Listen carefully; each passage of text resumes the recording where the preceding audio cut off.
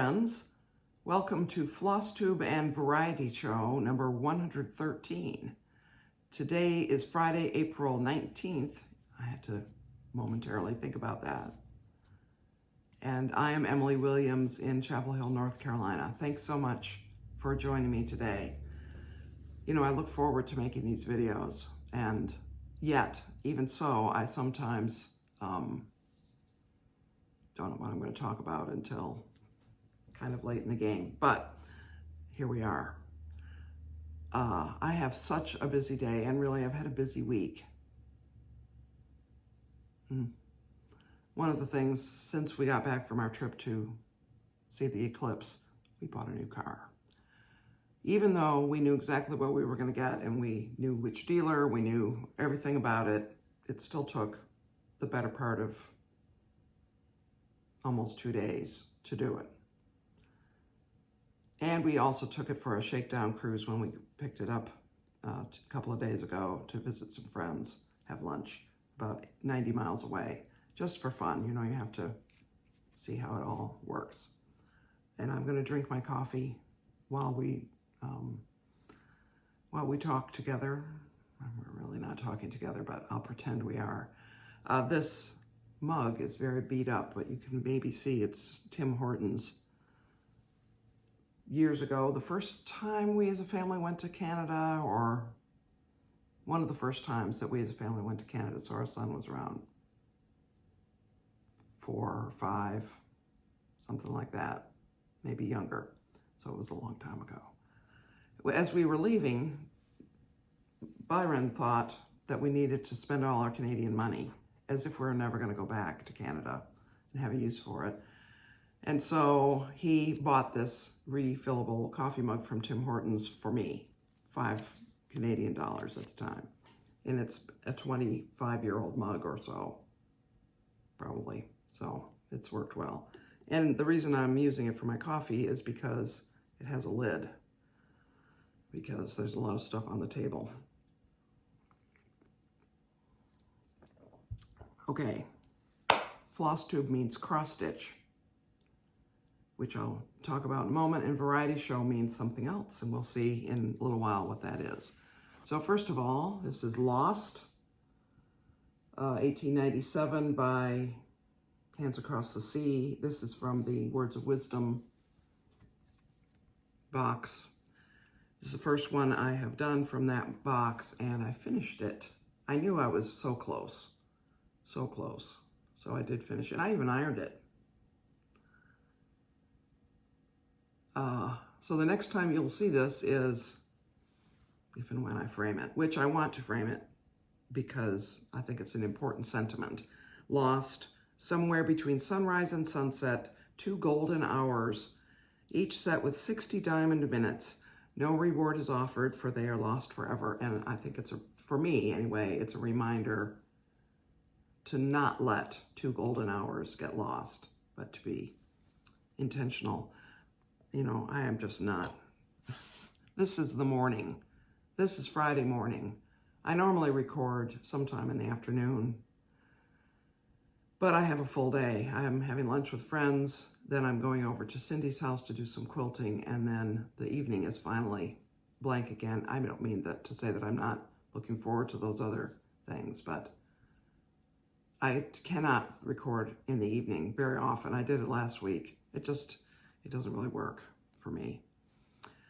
So the next piece I worked on, where are my charts? Here we go. Winter Rose Manor. I know Amy has finished the pincushion part of this. Really pretty. You should check her out, Renewing Stitches. Flosstube, I just started watching. She does a wide variety of things.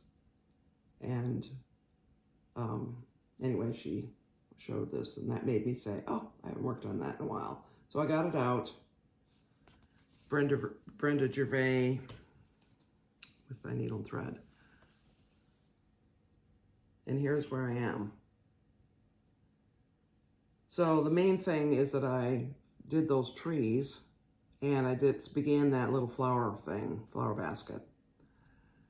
And so what remains is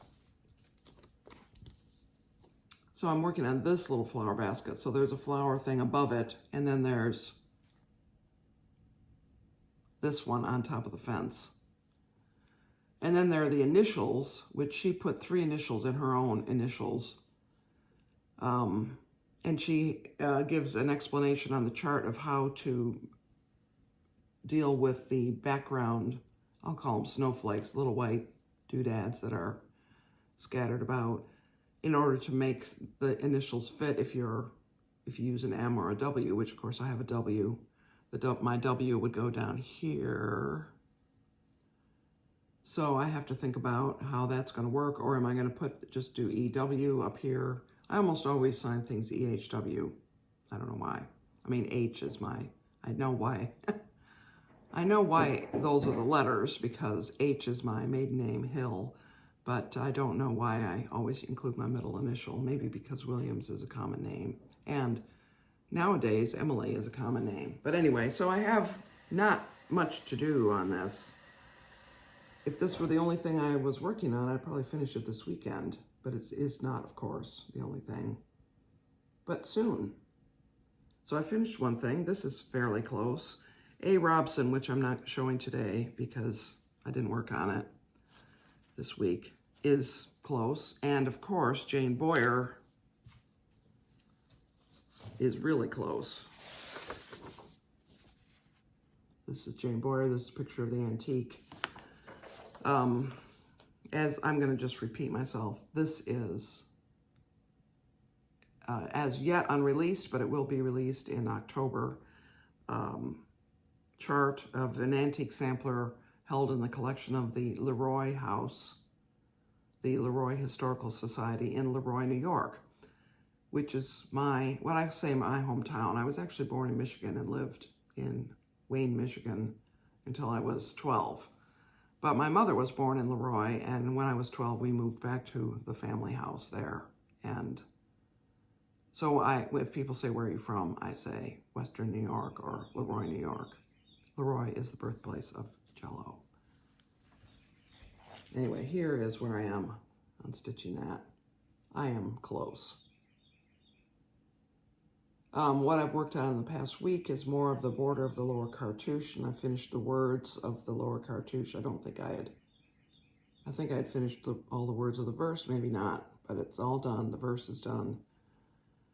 And so I have to finish the cartouche border, which I have 5 knobs and 6 squiggles. I mean, that's how I'm describing that border.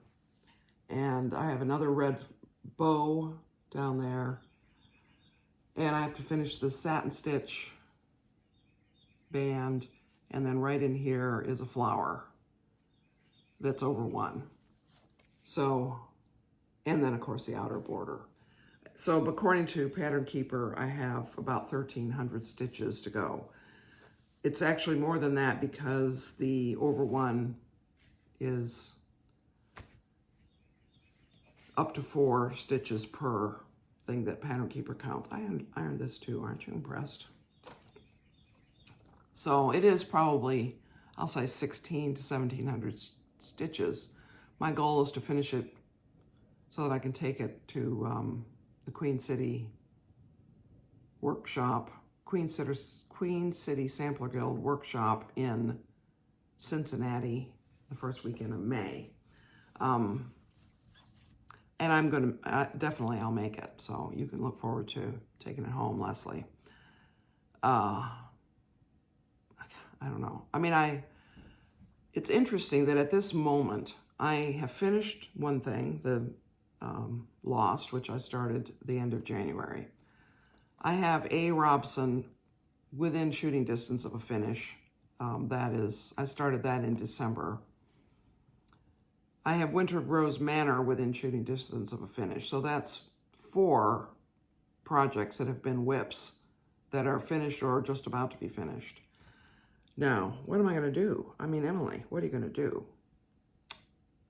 Well, I have other projects going, as you know, and you may not actually know because some of them I haven't shown for quite a while. Sorry, my eyes there's a lot of pollen this time of year, and my antihistamine is not quite kicked in apparently. So I have projects going at that workshop we're doing in May in Cincinnati. There will be a project provided by Nicola Parkman, a Hands Across the Sea sampler, which is a beautiful sampler. So I'll be working on that. Yeah. So I'm really making myself not start anything new until after that week. It's only 2 weeks from now. Even if I finish something else, if I finish A. Robson or something. So what else, Emily? What else? So on Flosstubes, you and I have both seen a lot of people buy a lot of stuff that was just released at market. And I, at first, I thought, I'm not doing that. I'm not going to buy anything because I'm overwhelmed with things, and those patterns will still be available. And they will. It's true. So I don't need to buy anything. But I did buy some things. I had been on the lookout for this, and it seemed to be slow in coming in, and some stores that were stocking Red Barn samplers didn't stock this, it seemed, but I finally found it at Hobby House Needleworks and ordered it. So a couple things I like about this. I think it's very pretty. I think the border is really pretty. This is by Niles of Red Barn Samplers, and it's Uree C. Fell 1856. The border, that cherry border, is really pretty. The alphabets are really nice. This lower set of alphabets, the first line is rice stitch, and the second line is eyelet. The rest of it is cross stitch. This is over 1. There's a little bit of a verse in here over 1. And the rest of it is over 2. And you know, I'm confident now in my over 1 stitching. Never having done it until I started Hannah Campbell, and then, of course, extensive over 1 in Jane Boyer. So she's charted it with DMCs and Soie 103s.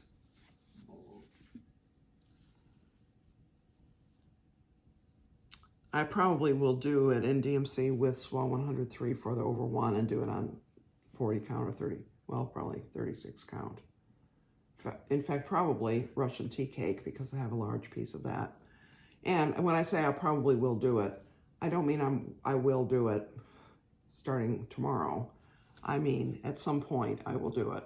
This is the I gaze upon the downy bird, in autumn seek its southern nest, and when the song no more is heard,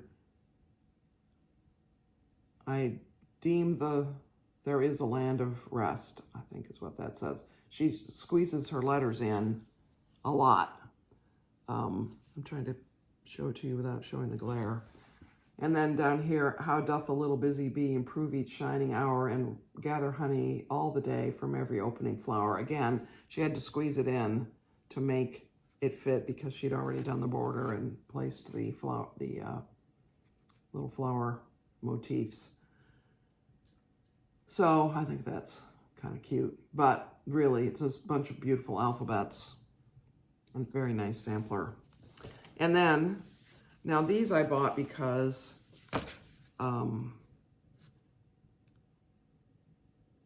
I have never done a Plum Street. This is Stars by Plum Street, and also because of the barn quilt idea. So in LeRoy, which I mentioned earlier, my hometown, there's a big barn quilt trail in Genesee County, actually. A lot of the barns, it's a farming, it's a town set amidst rolling farmland with a lot of farms and a lot of old barns, and they did a barn quilt thing. So this is And Stripes. So this is Plum Street, Stars, and this is And Stripes by Teresa Vanette, Kitten Stitcher, Shakespeare's Peddler. So this is, I guess, going the right direction for you. I think so. Stars and Stripes. So they're companion pieces. The two little pillows, the square samplers, are 110 by 110, and the ampersand, which is also nice, is 93 by, 100 or something. 65 by 103. So anyway, it's really, really nice. I will probably start those in shooting distance of the present. I don't know. I don't really know. Because I have a lot of other things. But I have enjoyed having the choice that having the number of projects going has given me. But one of the things that has happened is I have chosen not to do my full coverage, which is an interesting thing because I really do I like full coverage, and I like those particular pieces. So that's another reason I'm trying to hold off on starting anything new. I want to get back, especially to Under the Roof of Blue Ionian Weather. There is no, now that it's almost May, I think it's impossible for me to imagine finishing it in 2025. So I'm pushing that out. But, you know, if, as Nicola ends her videos so often, if God is good, I will see you again in 2026. So that's all. And, you know, God is good even if tragic things happen or unforeseen things happen. He is still good.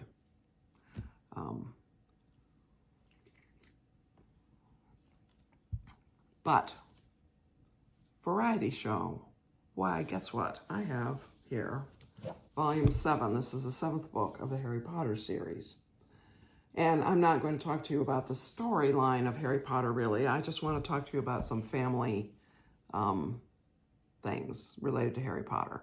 So when the first volume of Harry Potter was released, our son was, I think, 6. And he wanted to read it. Actually, I think by then there were 3 volumes released, so he hadn't read it when he was 6. But maybe when he was 7, he did. We had a friend stay with us.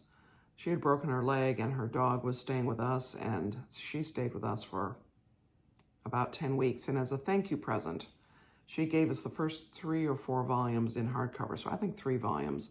And I believe Scott was maybe 7 at that time. So right around in there, you know, there were a bunch of volumes, and he read them. He loved it. And we like to have a screen-free day, electronics-free days every now and then, because otherwise we all, frankly, we're very attentive to our devices, our computers, and so on. And I don't think my husband and I had smartphones yet, but our computers. And so on those days, we had to do other things. So we played games and read and that kind of thing. And one time, Scott said, I think July 31st, which was a few weeks hence at that point, should be Harry Potter Day. And we should all sit in the living room together and read Harry Potter books. And I said, that's a great idea. So, in fact, our friend Margie came over, and she also read a Harry Potter book, I think. And we just sat in the living room and read.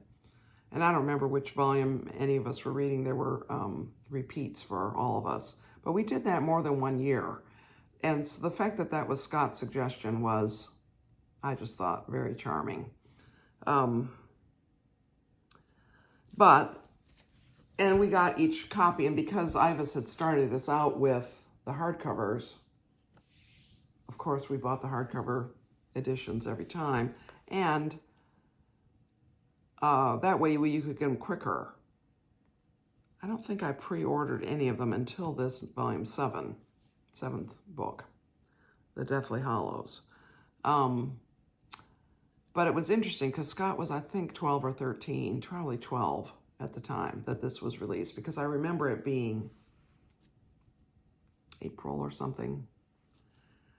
And I had pre-ordered it from our local Borders, which was really close to us, and there was going to be a release party starting at 10:30 at night of the night before the release, the Monday night before the Tuesday release at midnight. And so we went. I said to Scott, so you have to go to school tomorrow, and you have to be cheerful, and you have to be, with it. You have to be attentive and all that. I believe he was probably in 7th grade. But if you want to, we can go to this release party. And I'm now thinking it might have been a Friday night. No, I don't think so. I don't know what night it was. Whatever night it was, that was the rule. Whatever the next day's activities were going to be, he had to survive staying up late. I said, and if you do, then we can stay up late and go to the release party and get it. And I also had the foresight to order 2 copies because he was going to want to read it and I wouldn't get a chance. And he might want to read it more than once. So I said, all right, I'll order 2 copies, one for you and one for me. So that was what we did. We went over to the Borders and we saw some of our neighbors over there.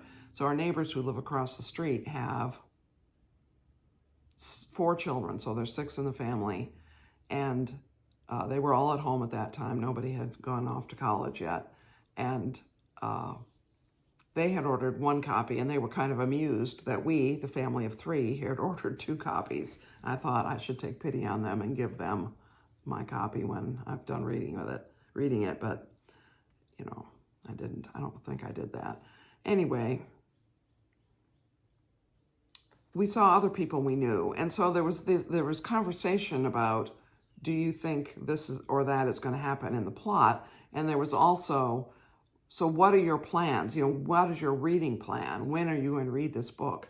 And Scott and I had agreed that we would get the book, get our copies, we would come home, and we would stay up long enough to read the first chapter only, just the first chapter. And, you know, it was pre-release. I didn't know if I was giving him a 30-page chapter or a 2-page chapter, but the first chapter is 12 pages. I said, the first chapter, and then going to bed. So we got our book. There was cheering, you know, there was decorations. Some people came in costume. It was that kind of a party. But it had a real neighborhood feel to it. It didn't feel like a bunch of strangers or, you know, it didn't feel oddball. And a lot of families with kids, our kids' age and even younger.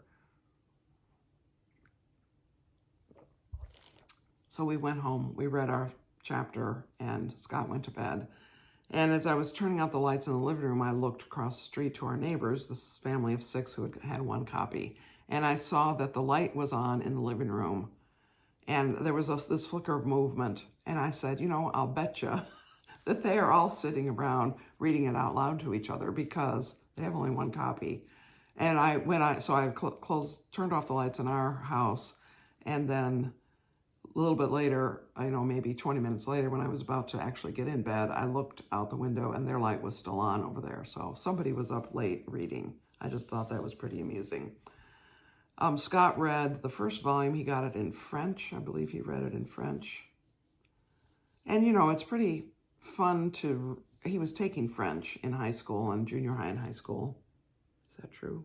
Yes, it is. He took French from 1st grade. Actually, our school system offered in some of the elementary schools French and in some Spanish from 1st grade on, and it was part of their regular curriculum. And Scott, because of learning French so young, he actually has quite a nice accent when he pronounces French words. And of course, they teach Parisian French, which is a little bit different from the French accent of Canada, of most Canadians. But anyway, he read it in French. Yeah. So we have had Harry Potter Day, and I should, you know, maybe in July we should have Harry Potter Day again. It was, you know, exciting and fun to be at the release. Now, that's not the only release party that I've been to. I have been to at least 2 release parties for Magic the Gathering sets. One notable one, I visited Anne in Canada. She lives in Ottawa. So whether I flew to Ottawa and we drove to Montreal, or whether I flew to Montreal and then we ended our trip in Montreal. I think the latter might be the case. It's about 2 hours, 2.5 hours from Ottawa to Montreal. So we did a little sightseeing in Montreal, and we did this pre-release tournament. And there, you could get some cards in French because Quebec province French is the official language, with English as secondary, as opposed to most of the rest of the provinces of Canada where English is primary and French is secondary. But, so for a while I had some cards in French, and we did the pre-release. I think the cards were in English for the actual little tournament. It was very fun. And then oddly, I mean, if you can believe, I talked Byron into coming to a pre-release tournament, which was in Greensboro, and Scott was 2.5, I think, maybe 3, close to 3. And we left him with Byron's brother, who was fairly newly back from the Peace Corps. So it was a great chance for Scott and his Uncle Ben to get to know each other. And when we got back, so we also had a house guest at that time. And so we spent the whole day. We were gone from 7 in the morning until probably 10 or so at night. And so we got home, and we said, so how'd it go? And Ben said, well, it was fine. He actually amused himself playing with the toothbrush in the running water for a couple of hours. And our house guest said, it was my toothbrush. So we went out and got her a new toothbrush, but that was kind of amusing.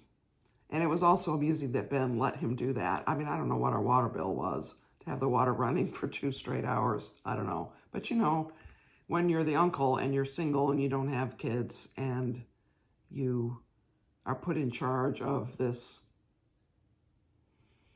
interesting 2-year-old for a whole day, a 2-year-old whom you don't really know very well, if he wants to amuse himself playing with a toothbrush in the running water, go for it. I'm all in favor. So that is, I think, all I have to cover today. I so appreciate you commenting and subscribing and all that stuff. It's encouraging. It really is. And it's very fun for me. As you'll notice, I try to reply to every comment. And I read, of course, every comment and often laugh at you, which, I mean, with you, of course, is what I mean. But a few of you are quite amusing, Teresa. So plans, this is the 3rd weekend of the month. This is Nativity Sal weekend. If you're working on a Christmas project, Christmas themed, whether it's religious or Santa Claus or holly berries or whatever, working out the 3rd weekend of every month. And Leslie and I are doing that. I'm going to be working on Bethlehem, which I showed you last month. Leslie has something new to work on because she finished Nativity Scene by Princess Stitchy Black last time, which you can follow her on Instagram. So I'll work on Bethlehem. I'm working on Jane Boyer. I'll either work on Winter Rose Manor or A. Robson also. I will be making a video next week.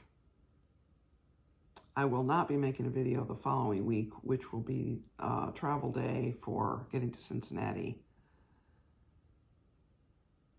And that workshop will be taking place. Then the week after that, I will be making a video and I'll tell you about the workshop and show you the new project, which I'm sure will be a new start. So I believe the workshop will be learning the stitches, where there are a lot of specialty stitches in this particular project. And I can't remember, I probably said 36 count linen. And it's probably a Vera Soie Surfine silk is probably what's being provided. It's a Scottish sampler. See, I'm sort of dredging out of my vague memory what that thing is about. Nicola Parkman, I'm quite sure of that. And she's an excellent teacher, and we will get the actual instruction on the stitches in videos so that we can watch again and again her instruction. And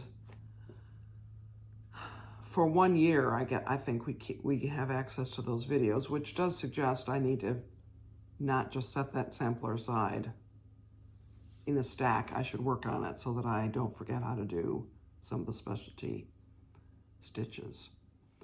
Oh, another thing just musing, I showed you last week the project for the pre-retreat project for the Mrs. Parkman's Academy of Needlework, Swindon 2025, which will be the 3rd edition of the Great British Sampler Weekend idea, which has the 2 pieces of linen that are supposed to be seamed together.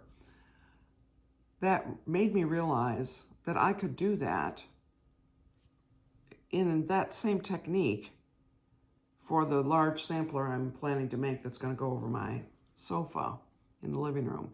And the reason I think that's an attractive idea is because I can actually work on it in smaller pieces. I could divide it into, say, thirds. And if I have a sort of a general map of what's going in each section, I could work on them. I could even work on them all at the same time, but then attach them together after they're finished. And that would be, it's a venerable technique. Wouldn't be cheating. And I could imagine even working that seamed area into the design somehow, making a pattern on it.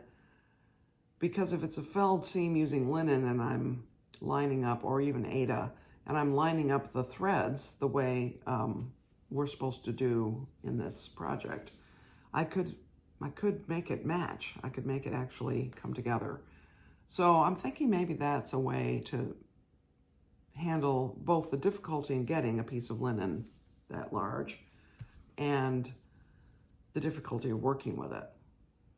So I'm thinking about that, and I liked the improvisational nature of the piece I did for my friend Anne, the purple sampler.